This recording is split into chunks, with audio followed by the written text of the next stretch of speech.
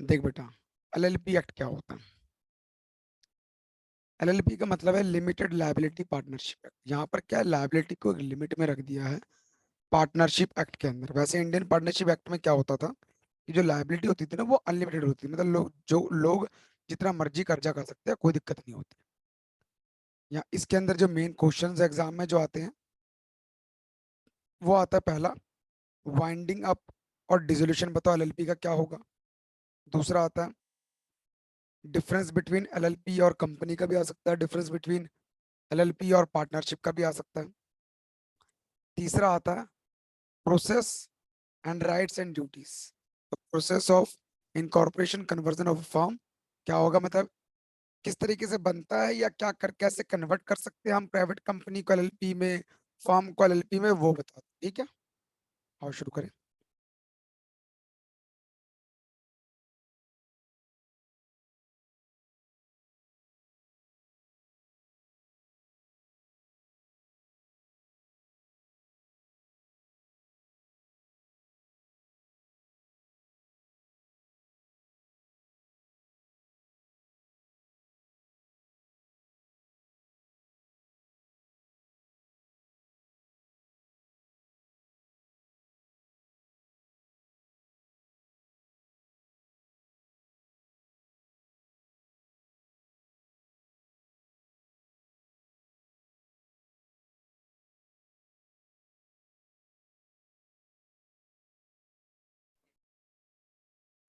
कह रहा है LLP is a structure is practised in countries like UK, USA, various Gulf countries, Australia, Singapore. इन जगहों पे एलएलपी का स्ट्रक्चर चलता हुआ है। पर अब हमारे इंडिया में भी 2008 से क्या हो गया, एलएलपी एक्ट स्टार्ट हो चुका पूरे ऑल ओवर इंडिया। एलएलपी क्या है? LLP is govern by the limited liability partnership act 2008, जो कि इफेक्ट कब से हुआ, 1 अप्रैल 2009 से। इसका मतलब क्या है? It combines the advantage of separate legal entity status, मतलब कि इसने सेपरेट लीगल एंटिटी स्टेटस को कंबाइन कर दिया और लिमिटेड लायबिलिटी, इन दोनों के एडवांटेजेस को कंप्लीट करके एक पार्टनरशिप चलाना शुरू किया। मतलब कुछ कंपनी के फीचर्स और कुछ पार्टनरशिप के फीचर्स, दोनों फीचर्स को जोड़कर इसने क्या शुरू कर दिया, एलएलपी शुरू कर दिया। कह रहा है मेन फीचर है कुछ एलएलपी के यहाँ पर। पहला, एलएलपी एक लीगल एंटिटी है। एलएलपी एक लीगल एंटिटी है जो कि अपने पार्टनर से अलग होती है। It can own asset in its name, उसके खुद के एसेट्स होते हैं। वो सू भी कर सकते हैं और उन पे केस कोई भी कर सकता है। दूसरा है अनलाइक कॉर्पोरेट शेयर होल्डर्स, कह रहा कॉर्पोरेट शेयर होल्डर्स नहीं होते इसके अंदर। इसके अंदर पार्टनर्स होते हैं जो कि सारा बिजनेस मैनेज करते हैं। तीसरा, कह रहा है one partner is not responsible to liability for other partners. कह रहा है दूसरा पार्टनर कोई गलती करे या कोई चीज के लिए मना करे तो जो फर्स्ट पार्टनर है वो लायबल नहीं कहलाएगा। मतलब ये है कि सब इंडिविजुअल लायबल होंगे इसके अंदर। कह रहा है इसको बनाने के लिए कम से कम 2 व्यक्ति चाहिए और मैक्सिमम जितने मर्जी हो, कोई लिमिट नहीं होती। ये सिर्फ बिजनेस के प्रॉफिट के लिए होता है। ये कभी बंद नहीं हो सकती, मतलब इसका पार्टनर अगर मर भी जाते हैं तो नया पार्टनर आके बिजनेस को चलाएगा। नेक्स्ट, राइट्स और ड्यूटीज जो है पार्टनर की एलएलपी में वो गवर्न कर रखी है कि जो भी एग्रीमेंट बनेगा पार्टनर्स के बीच में वही माना जाएगा। और जो पार्टनर्स है वो फ्लेक्सिबिलिटी के साथ काम करते हैं अपने एग्रीमेंट के अकॉर्डिंग, जो भी उनकी चॉइस होती है। और साथ में उनकी जो ड्यूटीज और राइट्स है उनके पार्टनर्स के लिए, वो लॉ के द्वारा लिखी जाती है। मतलब इसके अंदर सारा कंपनी से एक्ट अप्लाई हो जाता है। Liability of partnership is limited to the extent of his contribution to LLP। कह रहा है लाइबिलिटी ऑफ पार्टनरशिप क्या हो गया, ये एलएलपी के अकॉर्डिंग लिमिटेड होगी। इसके लिए कोई अलग से एक्सपोजर नहीं है कि किसी पार्टनर की पर्सनल एसेट लाइबल होगी या कुछ होगा, ऐसा कुछ नहीं है। कह रहा एक फ्रॉड का केस छोड़ दो, बाकी सब केसों में पार्टनर की जो पर्सनल एसेट है वो लाइबल नहीं होगी। कह रहा है एलएलपी शैल मेंटेन एनुअल अकाउंट, कह रहा है इसको एनुअल अकाउंट मेंटेन करने की जरूरत पड़ती है और इसको ऑडिट भी करवाना पड़ता है। लेकिन जब इसकी टर्नओवर 25 लाख, मतलब इनका कंट्रीब्यूशन 25 लाख से ज्यादा हो या फिर एनुअल टर्नओवर 40 लाख से ज्यादा हो, तब इनको क्या करवाना पड़ता है, ऑडिट भी करवाना पड़ता है और ऑनलाइन अकाउंट भी बनाना पड़ता है। कह रहा पार्टनरशिप एक्ट एलएलपी एक्ट में एप्लीकेबल नहीं होता, क्योंकि ये बिल्कुल डिफरेंट हो जाता। ये इसके फीचर्स थे। तो तुम्हारा एग्जाम में पहला क्वेश्चन आ सकता है कि एलएलपी क्या होती है और उसके फीचर्स क्या होते हैं। अब बढ़ते हैं एलएलपी के डिफरेंस। कह रहा पार्टनरशिप और एलएलपी में डिफरेंस क्या है। ये इंपॉर्टेंट क्वेश्चन है, एग्जाम में आने के चांसेस होते हैं। पहला, पार्टनरशिप में इंडियन पार्टनरशिप एक्ट लगता है, एलएलपी में एलएलपी एक्ट लगता है, और रूल्स भी लगते हैं एलएलपी के। रजिस्ट्रेशन इसमें ऑप्शनल होती है, लेकिन इसमें कंपलसरी होती है। क्रिएशन, कह रहा है ये एक एग्रीमेंट और कॉन्ट्रैक्ट के साथ क्रिएट हो जाता है, लेकिन इसको क्रिएट करने के लिए लॉ की सहायता लेनी पड़ती है। सेपरेट लीगल एंटिटी, कह रहा है इसकी अलग कोई पहचान नहीं है, लेकिन अलग से इसकी अलग से पहचान है। नेम ऑफ एंटिटी, कह रहा है कोई भी नाम चूज करके रख सकते हैं, लेकिन यहाँ पर कोई भी नाम रखेंगे उसके आगे या पीछे एलएलपी लगा, उसके पीछे एलएलपी लगाना पड़ेगा। परपेचुअल सक्सेशन, मतलब कि बिजनेस चलते ही चला जाएगा। कह रहा है ये परपेचुअल सक्सेशन नहीं होता, मतलब जहां पार्टनर मर गए वहां कंपनी बंद कर दो, लेकिन ये होता है लोग आते रहेंगे और जाते रहेंगे। चार्टर डॉक्यूमेंट, कह रहा है डीड की मतलब कितनी रिक्वायरमेंट होती है। तो यहाँ पर कह रहा है partnership deed is a charter firm, मतलब अकाउंटेबल होती है। और LLP agreement is a charter of LLP, कह रहा है ये फर्म को अकाउंटेबल होती है, एलएलपी को अकाउंटेबल होती है। इसके अंदर सारे काम, राइट्स, ड्यूटी सब कुछ लिखा होता है।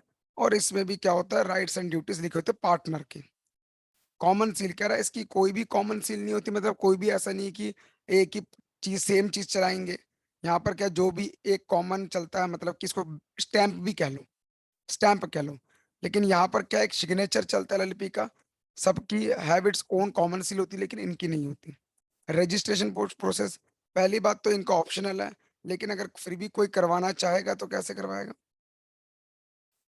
It is registered by the filing of partnership deed along with form affidavit required to the registrar of the firm. Form भरेगी जो भी रजिस्टर मांगता है और फीस देंगे। और यहाँ पर एक ई फॉर्म भरा जाएगा जो एलएलपी एग्रीमेंट के साथ होगा, रजिस्ट्रार ऑफ एनएलपी, और प्रिस्क्राइब्ड फी के साथ होगा। कौन केस कर सकता है इसके, और राइट्स किसके पास है। राइट टू सू, कह रहा है यहाँ पर सिर्फ रजिस्टर्ड पार्टनरशिप ही कर सकती है, लेकिन यहाँ पर ये भी कर सकते हैं और इन पे कोई भी कर सकता है। नंबर ऑफ मेंबर्स कह रहा है मिनिमम 2 मैक्सिमम 50, लेकिन यहाँ पर एलएलपी में क्या मिनिमम 2 मैक्सिमम नो लिमिट। लेकिन ये अब 50 हट के क्या हो गया है, 50 हो गए। ठीक है। ओनरशिप ऑफ एसेट, कह रहा है इनकी जॉइंट ओनरशिप होती है, लेकिन इनकी इंडिपेंडेंट ओनरशिप होती है। Rights and duties of part designated partner, कह रहा है ये गवर्न बाय पार्टनरशिप डीड होता है, लेकिन ये गवर्न बाय एलएलपी एग्रीमेंट होता है। लायबिलिटी क्या होगी पार्टनरशिप की, इनकी अनलिमिटेड होगी, लेकिन इनकी लिमिटेड होगी। देखो इतने सारे डिफरेंस लिखने की जरूरत नहीं है, जो भी जस्ट जितने मार्क्स का आएगा उसके हिसाब से लिख देना। वेदर एजेंट, कह रहा है एक दूसरे का पार्टनर जो होते हैं वो एक दूसरे का मालिक भी होते हैं, एजेंट भी होते हैं। कह रहा है यहाँ पर पार्टनर सिर्फ एलएलपी का एजेंट बन के काम करते हैं, not of the other partner, ना कि दूसरे पार्टनर के। मतलब हम कंपनी के एजेंट है, ना कि हम किसी दूसरे पार्टनर के एजेंट है। ट्रांसफर ऑफ राइट, कह रहा है ये ट्रांसफर नहीं कर सकता, लेकिन ये ट्रांसफर कर सकता है। ट्रांसफर ऑफ शेयर्स, कह रहे इसमें से मरने पर ही ट्रांसफर होगा, लीगल हायर्स को चला जाएगा। लेकिन यहाँ पर अगर मरता है तो वो भी लीगल हायर्स को चला जाएगा, प्लस जो भी प्रॉफिट भी होगा वो भी ट्रांसफर कर देंगे। If any legal have not बिका, अगर ऐसा कुछ नहीं हुआ तो लीगल हायर्स उसका पार्टनर नहीं बन सकता। अगर ऐसा कुछ डेथ होगी तो पार्टनर नहीं बनाएंगे, सिर्फ ट्रांसफर कर सकते हैं। डायरेक्टर आइडेंटिफिकेशन नंबर इसमें नहीं होता, इसमें डिन नंबर होता है, लेना पड़ता है, क्योंकि यहाँ पर कंपनी के रूल्स लगने लग जा रहे हैं। डिजिटल सिग्नेचर इसकी रिक्वायरमेंट नहीं पड़ती, लेकिन इसको ई फॉर्म भर के डिजिटल सिग्नेचर भी लेना पड़ता है। डिसोल्यूशन, कह रहा है डिसोल्यूशन एग्रीमेंट के थ्रू भी कर सकते हैं, म्यूचुअल कंसेंट के थ्रू भी कर सकते हैं, या फिर कोई पार्टनर इंसॉल्वेंट हो जाए तब भी कर सकते हैं, या फिर कोई कंटीजेंसीज आ जाए तो भी कर सकते हैं। लेकिन यहाँ पर जब तक नेशनल कंपनी ट्रिब्यूनल एनसीएलटी नहीं चाहेगा, या फिर खुद ये नहीं चाहेंगे, तब तक बंद नहीं कर सकते। ट्रांसफरबिलिटी ऑफ इंटरेस्ट, कह रहे हैं यहाँ पर पार्टनर अपना इंटरेस्ट ट्रांसफर कर सकता है, यहाँ पर भी पार्टनर अपना ट्रांसफर कर सकता है। ये एलएलपी एग्रीमेंट में ट्रांसफर करेगा, ये पार्टनरशिप एग्रीमेंट में ट्रांसफर करेगा। देखो बेटा ये इतना सारा से लिखा है क्योंकि बहुत ही इंपॉर्टेंट क्वेश्चन है ये। एडमिशन एज अ पार्टनर, कह रहा है एक पर्सन को हम एडमिशन दे सकते हैं पार्टनरशिप एग्रीमेंट में, यहाँ पर भी ये एडमिशन ले सकते हैं एलएलपी एग्रीमेंट के थ्रू। सेसेशन ऑफ पार्टनर मतलब किस पार्टनर को रोक लगा दी जा सकती है। कह रहा person can cease to be a partner as per the agreement, agreement के अकॉर्डिंग हम किसी पार्टनर को रोक लगा सकते हैं। यहाँ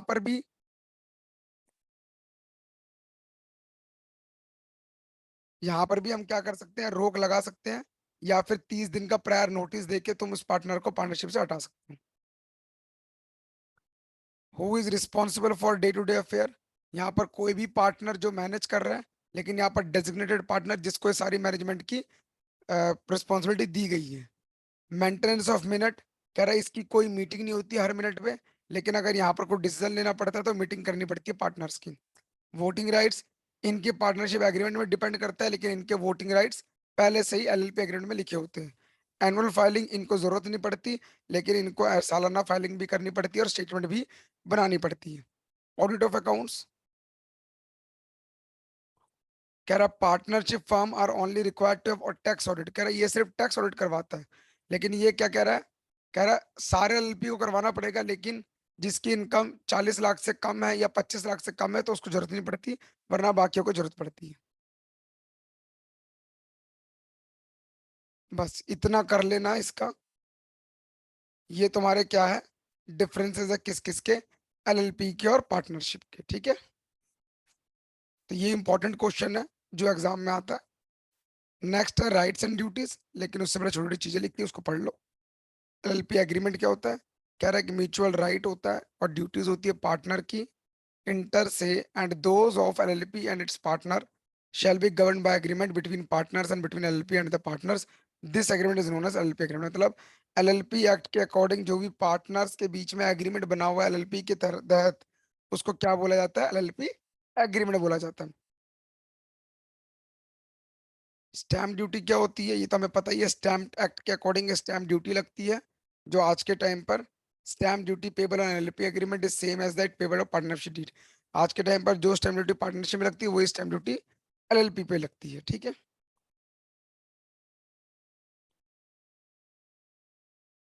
नेक्स्ट,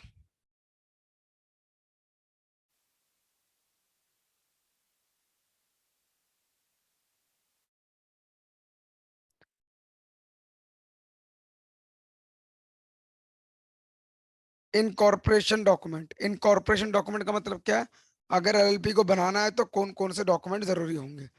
कह रहा है फॉर लिमिटेड लायबिलिटी पार्टनरशिप, सबसे पहले तो दो या दो से ज्यादा व्यक्ति होने चाहिए बिजनेस को चलाने के लिए। इनकॉर्पोरेशन का डॉक्यूमेंट चाहिए फीस के साथ पर, जो कि रजिस्ट्रार के ऑफिस में सब जमा होंगे, और स्टेटमेंट देनी पड़ेगी एक एडवोकेट के द्वारा, कंपनी सेक्रेटरी के द्वारा, या फिर चार्ट अकाउंटेंट के द्वारा, या फिर कॉस्ट अकाउंटेंट के द्वारा, जो कि ये एलएलपी बन रही है और जिस नाम पर बन रही है उनको एक स्टेटमेंट लिख के देनी पड़ेगी, ठीक है। तब जाके तुम एलएलपी बना सकते हो। तो डॉक्यूमेंट क्या क्या चाहिए, incorporation document shall be in form of prescribe, जैसा बोला गया वैसा होना चाहिए। एलएलपी का नाम होना चाहिए, उनका बिजनेस का पर्पस होना चाहिए, एड्रेस होना चाहिए, नेम एंड एड्रेस ऑफ सारे सारे पर्सन के नेम एड्रेस चाहिए, नेम एड्रेस चाहिए डेजिग्नेटेड पार्टनर का, और सारी इंफॉर्मेशन अवेलेबल होनी चाहिए जो भी एलएलपी का पर्पस है। कह रहा है if a person make statement on above subject matter, जो भी ऊपर से बनाता है पता लगा फॉल्स है या फिर उसको भरोसा नहीं हुआ, तो उसको जेल भी हो सकती है 2 साल की, और फाइन भी लग सकता है, जो कि 10,000 रुपये से नीचे का नहीं होगा, लेकिन 10,000 से 5 लाख तक का फाइन भी लग सकता है अगर उसकी दी गई जानकारी गलत साबित होती है या फिर गलत होती है। ये क्या था, incorporation by, incorporation of document. अब क्या पढ़ रहे हैं, अगर इनकॉर्पोरेशन बाय रिकॉग्निशन रजिस्ट्रेशन हो, तो वही कहानी है, registration with in a period of 14 days. कह रहा है जरूरत जैसी पड़ेगी तुम्हें, मतलब तुम्हें इनकॉर्पोरेशन के 14 दिन पहले पहले रजिस्ट्रेशन करवानी पड़ेगी, 14 दिन के अंदर अंदर। तो तुम्हें सारे डॉक्यूमेंट देने पड़ेंगे और एक सर्टिफिकेट मिलेगा एलएलपी का, जो कि नेम स्पेसिफाइड करा रहेगा उसके अंदर। और वो सर्टिफिकेट जो इशू होगा वो रजिस्ट्रार से या फिर उसके ऑफिशियल सील लगे होंगे उसमें, तो पता लग जाएगा तुम्हारी एलएलपी एक्ट जो एलएलपी फॉर्म है वो बन चुकी है। पार्टनर हमें पता है क्या होता है, पार्टनर का इतना आता नहीं है। कह रहा है कम से कम कितने पार्टनर हो सकते हैं, दो ही हो सकते हैं, एटलीस्ट दो तो होने चाहिए, उससे नीचे तो पार्टनरशिप जाएगी नहीं। डेजिग्नेटेड पार्टनर समझ लो क्या होता है, कह रहा है डेजिग्नेटेड पार्टनर एक रेफरेंस है एलएलपी का, जिसका मतलब है कोई भी पार्टनर जो डेजिग्नेटेड है सारे काम के लिए एलपी एक्ट के अंदर, कह रहा है एलएलपी के अंदर कम से कम दो डेजिग्नेटेड पार्टनर होने चाहिए जो कि इंडिविजुअल होने चाहिए, और उसमें से कम एक रेजिडेंट इन इंडिया होना चाहिए। इन केस ऑफ एक से ज्यादा एलएलपी पार्टीज होती है बॉडी कॉर्पोरेट, लेकिन उसमें से कम दो जो इंडिविजुअल है वो एलएलपी के अंदर काम करने चाहिए, या फिर वो डेजिग्नेटेड पार्टनर्स होने चाहिए।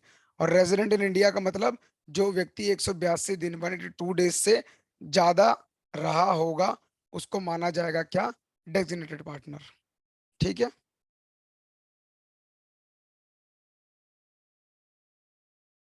रजिस्टर्ड ऑफिस क्या होता है, कह रहा a document may be served on the LLP or a partner और designated partner by sending it by post or by any other mode to the registered office to any other address specifically declared by the LLP. तो LLP file form 12, form number 12 भरना पड़ता है registrar को LLP को क्या करने के लिए, रजिस्टर्ड करवाने के लिए। वो कह रहा है कोई भी डॉक्यूमेंट जो एलएलपी के अंदर सर्व किया गया है या फिर उसके पार्टनर के द्वारा या फिर डेजिग्नेटेड पार्टनर के द्वारा, जो भी फॉर्म तुमने जिस मोड पे तुमने भेजा है रजिस्टर्ड ऑफिस के अंदर, वो जो फॉर्म होगा उसको रजिस्टर्ड ऑफिस माना जाएगा जहां तुमने भेजा है उस फॉर्म को।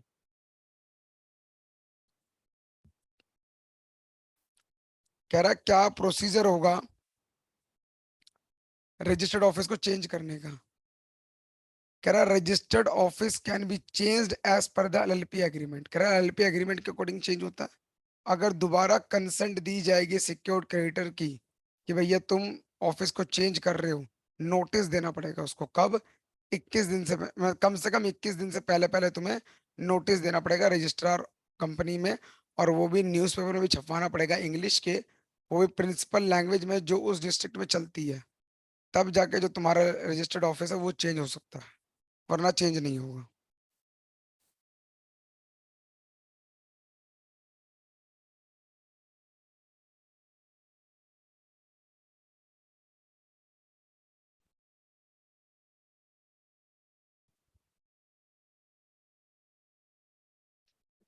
Change in name of LLP, LLP का नाम कैसे बदले। तो कह रहा भैया एलएलपी जो है वो चेंज होके एलएलपी एग्रीमेंट बनता है। इस केस में एग्रीमेंट साइलेंट होती है, सारे पार्टनर जब रजामंदी देंगे तब जाके नाम चेंज हो सकता है, वरना वो नाम चेंज नहीं कर सकते। पार्टनर्स और उसके रिलेशनशिप कैसे होते हैं, सीधी सी बात है हर एक पार्टनर का कोई रिलेशनशिप नहीं है, वो सिर्फ पार्टनर की तरह काम करते हैं, लेकिन कोई किसी का मालिक नहीं। ये सारे के सारे क्या है, सारे पार्टनर एलएलपी के एजेंट है। तो कह रहा है mutual right and duties of LLP, those LLP partner shall be govern by the agreement between the partners. Agreement बना होगा तो यहाँ लिखा हुआ है every partner of an LLP is an agent of LLP. कह रहा है जो भी एलएलपी का पार्टनर है वो एलएलपी का एजेंट है, वो भी किस लिए, पर बिजनेस पर्पस के लिए। लेकिन पार्टनर एक एजेंट नहीं है दूसरे पार्टनर का। एलएलपी में हम जो जितने भी अगर 10 लोग हम काम कर रहे हैं एलएलपी के अंदर, तो हम एलएलपी के एजेंट हैं, लेकिन हम दोनों आपस के एजेंट नहीं है। क्योंकि एलएलपी की एक अलग सी पहचान है, separate legal entity shall be liable to full extent of its assets. कह रहा है उनकी एसेट्स भी, सबकी अलग एसेट्स भी होती है और पार्टनर्स की लायबिलिटी भी लिमिटेड होती है। इसलिए कोई किसी दूसरे के काम की वजह से खुद को जिम्मेदार नहीं ठहरा सकता। ये है तुम्हारा उसके रिलेशनशिप क्या है। कह रहा है किसी पार्टनर को पार्टनर बनने से कैसे रोक सकते हैं। कह रहा है या तो रिजेक्शन दे दे, या तो डेथ हो जाए, या तो डिसोल्यूशन हो जाए, या तो खुद डिक्लेयर कर दे कि मैं अनसाइंड माइंड हूँ, अनसाउंड माइंड हूँ, या फिर उसने पहले ही बोल दिया कि मैं इंसॉल्वेंट हूँ। कह रहा है इन सब केस में क्या होगा, उसको रोक दिया जाएगा, लेकिन will not be effective unless, कह रहा है तब तक इफेक्ट नहीं करेगा जब तक ये केस ना हो। कह रहा है पर्सन को नोटिस देना पड़ेगा उसको बंद करने के लिए, मतलब मैं नहीं पार्टनर बनना चाहता, या फिर नोटिस देना पड़ेगा कि आप कोई भी आगे से तुम्हें रजिस्ट्रेशन, कोई भी आगे से तुम्हें डिलीवर करने के लिए नोटिस देना पड़ेगा कि ये बंदा अब हमारी कंपनी का कोई भी नहीं लगता। यहाँ पर रजिस्ट्रार ऑफ कंपनी को बताना पड़ेगा कि ये बंदा कोई नहीं लगता। कह रहा पर्सन को हम पार्टनर बनने से भी रोक सकते हैं कौन कौन से केस में, अगर कोई दूसरा एजेंट बन जाए या फिर कोई एग्रीमेंट ही ना हो। अगर एग्रीमेंट नहीं होगा तो 30 दिन के अंदर अंदर नोटिस देके भगा दो उसको, तो उसके से पार्टनर वो आगे पार्टनरशिप फर्म में एलएलपी फर्म में नहीं आ सकता।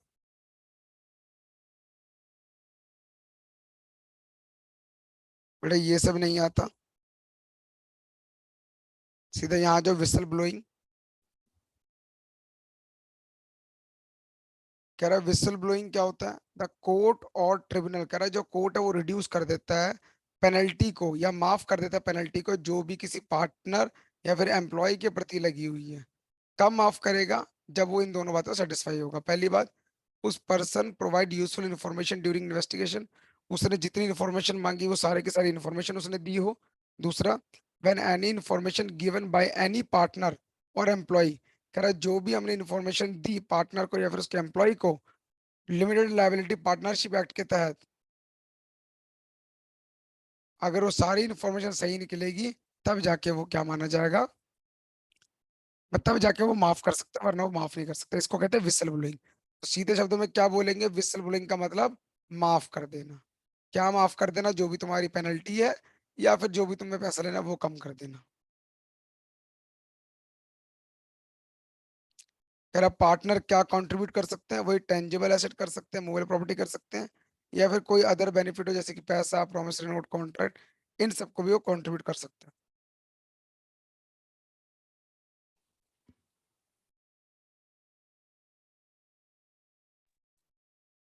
वोटिंग राइट, कह रहा वोटिंग राइट जो पार्टनर का होता है डिटरमाइंड नहीं होता कंट्रीब्यूशन के अकॉर्डिंग, क्योंकि ये एलएलपी एग्रीमेंट में लिखा होगा भाई किसको कितनी वोटिंग राइट मिली होगी।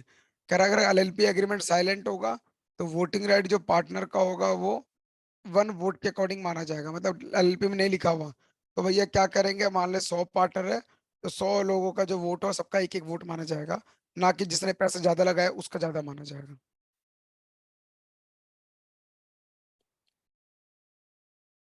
ऑडिट और फाइनेंशियल डिस्क्लोजर, हमने कहा ऑडिट करवाना तो जरूरी है। कह रहा है LP shall maintain prescribed books of account, कह रहा है उसको बुक्स ऑफ अकाउंट भी बनानी पड़ेगी, जो भी कैश या फिर एक्रूल बेसिस पर है, double entry book keeping system सारा मेंटेन करना पड़ेगा। लेकिन स्केड्यूल 3 कंपनीज एक्ट क्या कहता है, is not applicable to LLP, कह रहा है एलएलपी में एप्लीकेबल नहीं होता। कह रहा है it applies to all companies registration under companies act, कह रहा है ये सारा कंपनीज एक्ट में अप्लाई होता है लेकिन एलएलपी में अप्लाई नहीं होता क्योंकि ये बॉडी कॉर्पोरेट है। तो annual account of LLP should reflect true and fair view, तो हम ये मानेंगे जो भी इसका एनुअल अकाउंट है एलएलपी का वो बिल्कुल ट्रू और फेयर है उसका।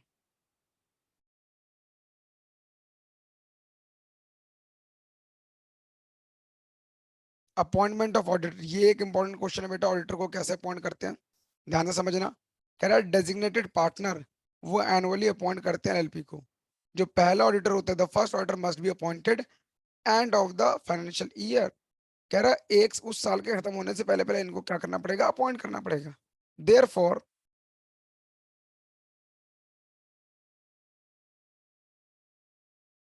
द अपॉइंटमेंट और the reappointment of auditor must be made 1 month before the closing of the financial year, कह रहा है इसीलिए उसको 1 महीने के पहले पहले क्या करना पड़ता है, अपॉइंट करता है या फिर रीअपॉइंट करना पड़ता है। कह रहा है अगर फेलियर हो जाए डिजिटल पार्टनर अपॉइंट करने से प्रिस्क्राइब टाइम पर, तो पार्टनर जो है वो अपॉइंट कर सकते हैं फर्स्ट ऑडिटर। कह रहा है अगर डेजिग्नेटेड पार्टनर अपॉइंट करने से फेल हो जाते हैं प्रिस्क्राइब टाइम में, तो उस केस में पार्टनर अपॉइंट कर सकता है सब्सिक्वेंट ऑडिटर को। कह रहा है जहां पर कोई भी नया ऑडिटर अपॉइंट नहीं हुआ 30 दिन तक फाइनेंशियल ईयर के खत्म होने से पहले पहले ही, तो any auditor holding office shall be deemed to be reappointed. कह रहा है उस टाइम पर जो भी ऑडिटर उसको अपॉइंट करके रखा होगा, मतलब जो पहले से ही काम कर रहा होगा उसको वो काम करना ही पड़ेगा दोबारा, क्योंकि और कोई चारा ही नहीं बचता।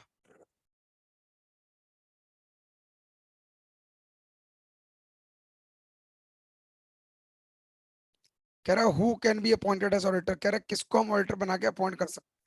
कह रहा है या तो वो आईसीआई का मेंबर हो, मतलब सी इंस्टीट्यूट का मेंबर हो, तब जाके वो अपॉइंट हो सकता है। कह रहा है लेकिन ये लोग अपॉइंट नहीं हो सकते, कोई एलपी का पार्टनर अपॉइंट नहीं हो सकता, एम्प्लॉय नहीं हो सकता, या फिर जो एसोसिएट जुड़ा हुआ है उसके साथ वो भी नहीं हो सकता, या फिर कोई पर्सन जो पार्टनरशिप से जुड़ा हुआ पार्टनर है वो भी नहीं हो सकता। ये लोग क्या नहीं कर सकते, अपॉइंट ऑडिटर नहीं बन सकते।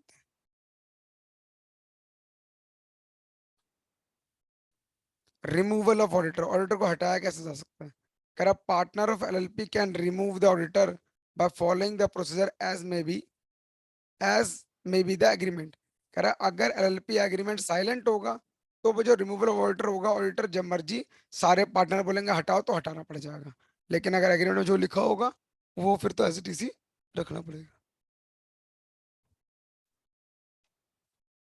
ठीक है, तो ये रिमूवल था, बट एक सेकंड होल्ड करेंगे।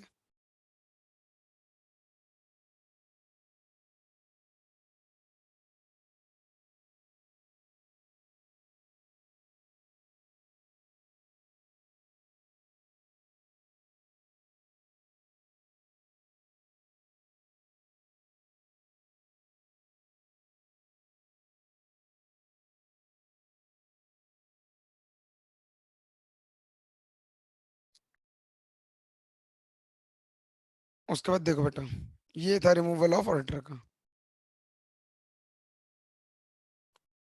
कह रहा है इंस्पेक्शन के लिए क्या क्या डॉक्यूमेंट चाहिए।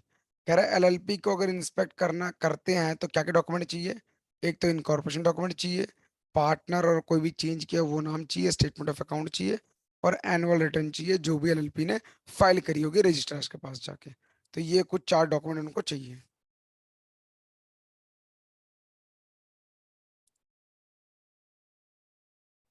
देखो बेटा, कन्वर्जन ऑफ पार्टनरशिप फर्म और प्राइवेट कंपनी और अनलिस्टेड कंपनी टू एलएलपी। मतलब पार्टनरशिप फर्म एलएलपी बनने के लिए क्या करना पड़ेगा, प्राइवेट को क्या करना पड़ेगा, या फिर अनलिस्टेड पब्लिक कंपनी को क्या करना पड़ेगा।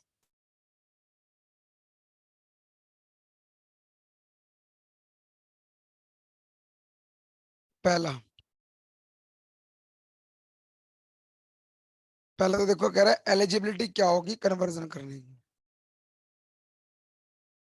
कह रहा है फर्म इनटू एलएलपी के लिए, कह रहा है फर्म को एलएलपी बनाया सकता है जब सारे पार्टनर जो फर्म के वो एलएलपी बनने को राजी है, मतलब वही बनेंगे और कोई नहीं बनेगा।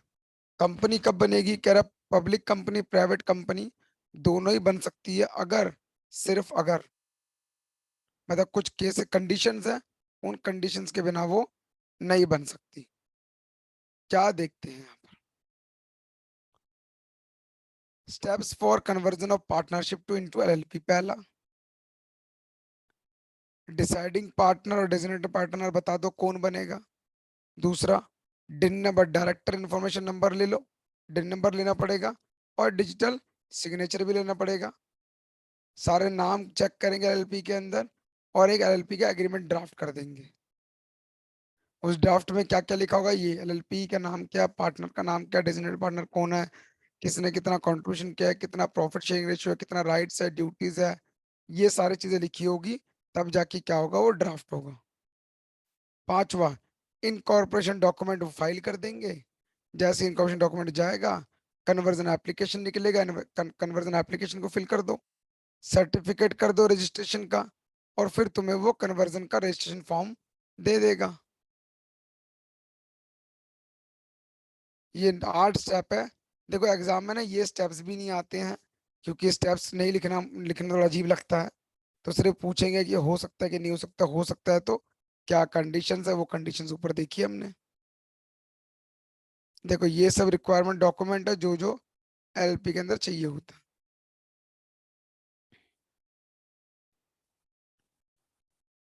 देखो क्या कह रहा है, प्राइवेट से एलएलपी कैसे बना, वही पार्टनर डिसाइड कर लो, डिजिटल सेम प्रोसीजर सबका सेम है। ऑब्टेन लो डिन नंबर डिजिटल सिग्नेचर, चेकिंग करो नाम, ड्राफ्ट करो एलएलपी, इनकॉर्पोरेट डॉक्यूमेंट फाइल करो, कन्वर्जन एप्लीकेबल है कि नहीं ये चेक कर लो, सर्टिफिकेट दे दो, और ये क्या बन गया तुम्हारा, कंपनी बन गई। इसमें ये सब कुछ नहीं करना। ये देखो जो एक और क्वेश्चन तुम्हारे एग्जाम में आ सकता है, वाइंडिंग अप एलएलपी को कब बंद कर सकते हैं, खत्म कब कर सकते हैं। कह रहा है एनसीएलटी नेशनल काउंसिल ट्रिब्यूनल, कह रहा है जब एनसीएलटी कहेगा तब जाके क्या कर सकते हैं हम, या तो इसको बंद कर दो या तो वॉलंटरी कर सकते हैं।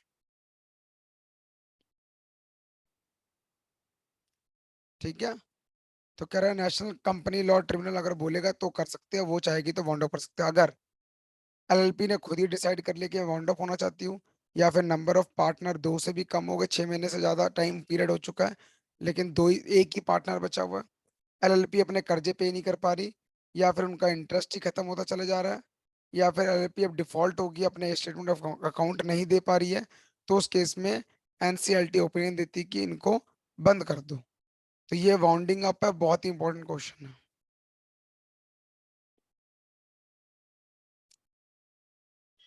एडवांटेजेस क्या क्या है, कह रहा पहले तो बनने के लिए कम पैसा लगता है, आसानी से बन जाता है, मैनेजर आराम से हो जाता है, हम जब मर्जी इसको री अनाउंस और एक्सेप्ट कर सकते हैं बिजनेस को पूरे वर्ल्ड वाइड में, कोई ज्यादा रिक्वायरमेंट भी नहीं है कैपिटल कंट्रीब्यूशन की,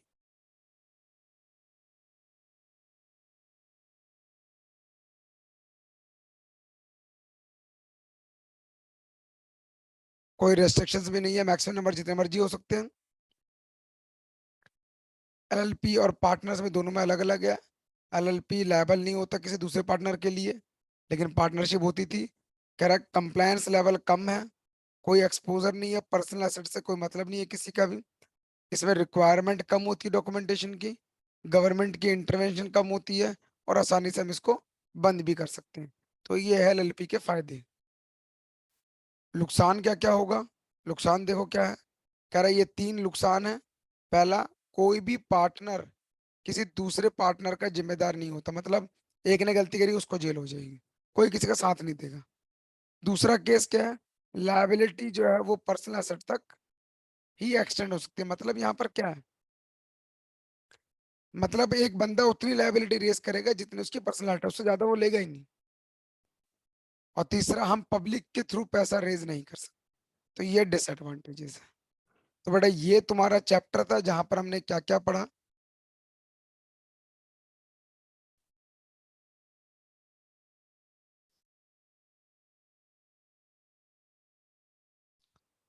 rights and duties, conversion, winding up, salient features, nature, ये सब हमने पढ़ा है। तो ये तुम्हारा चैप्टर है, इसके अलावा तुम्हारे एग्जाम में और कुछ नहीं आएगा। ठीक है, अब बाकी तो फॉर्मेटिंग जैसे पेपर में आएगी, थ्योरी ढंग से पढ़ लो, थ्योरी का पेपर ही है, लिखना आपको है ही। यहाँ तक कोई डाउट है वीरेन? No sir. बेटा त्रिशा? नो सर, अभी ओके थोड़ा ठीक है। थोड़ा समझ में आया वैसे। बेटा देखो एलएलपी ना, पता क्या है, ये ना पूरा कंपनीज के अकॉर्डिंग है। तो आपको उसमें वर्ड टू वर्ड ही समझना पड़ेगा, और कोई चारा नहीं है, क्योंकि इसमें कोई एग्जाम्पल नहीं होते। ओके। ठीक है ना, जैसे हमने कॉन्ट्रैक्ट में पढ़ा, मैंने एग्जाम्पल्स दे दिए, इसमें कोई एग्जाम्पल्स ही नहीं होते। हम्म। ये क्या है, ये तुम्हारा ना लॉफुल लैंग्वेज है, मतलब ये पूरा तुम्हारा कोर्ट कचहरी इन सब का पूरा प्रॉपर रजिस्ट्रेशन का नंबर ये सब देखना पड़ता है इसके लिए।